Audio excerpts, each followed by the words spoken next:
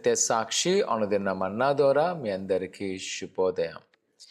నేటి యొక్క ఉదయకాలం 11 గంటలకు సత్యం థియాలజికల్ కాలేజ్ క్లాసెస్ ప్రారంభించబడుతున్నాయి. వీలైన వారు అవకాశం ఉండి దేవుని యొక్క వాక్యం తెలుసుకున్నట్లయితే ఉదయకాలం రావాల్సిందిగా కోరుకుంటున్నా.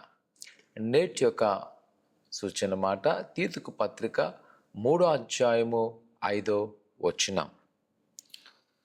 పరిశుద్ధాత్మ మనకు నూతన స్వభావం కలుగచేట ద్వారాను మనలను రక్షించను. తీతు పత్రిక అపోస్తలుడైన పౌలు గారు రాసిన పత్రికలో ఒక ప్రాముఖ్యమైన పత్రిక.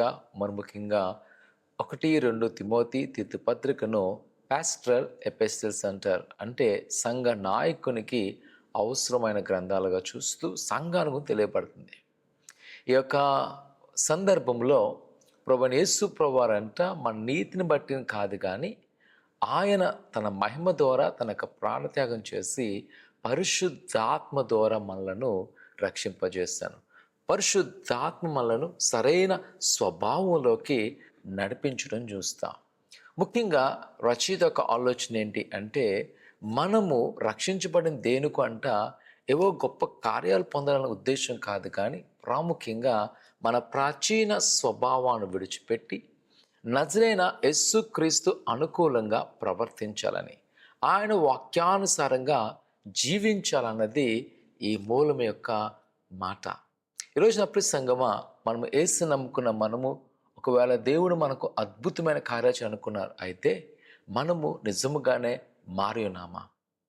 పరిశుద్ధాత్మ ద్వారా మనము నూతన స్వభావంలోకి రక్షించబడ్డామని సెలవిస్తున్నట్లు నిజముగానే మనం మారున్నామా? ఎందుకంటే కొంతకాలము బాగున్న తర్వాత మరలా మన రక్షణ జీవితాన్ని మర్చిపోతున్నాం. ఈ లోక పరిస్థితుల్లోనో ఈ లోక ఆశలోనో పడిపోయి దేవుని మీద ఆనుకోవడం మర్చిపోతున్నాం. కానీ గమనించాలి, మనము మన నీతి వల్ల కాదు, మన క్రియల వల్ల కాదు, పరిశుద్ధాత్మ మనల్ని రక్షించాను. ప్రభువైన యేసుక్రీస్తు యొక్క రక్తము ద్వారా మనం రక్షించబడ్డామన్న సత్యాన్ని ఎరిగి అంట ఆ రక్షణ మనము కాపాడుకోవాలి. ఆ రక్షణ జీవితము ఏ విధంగా ప్రభువైన యేసుక్రీస్తు కోరుకున్నారో అట్టి విధంగా ఉన్నట్లయితే నా ప్రియ సంగమా, నువ్వేది అడుగుతావో దేవుడు నీకు ఇస్తాడు. ప్రార్థన చేసుకుందాం. పరిశుద్ధుడా ఘనమైన దేవా, నీ కొందాలు నీ బిడ్డలైన వారు మీకు జ్ఞాపకం చేసుకోండి.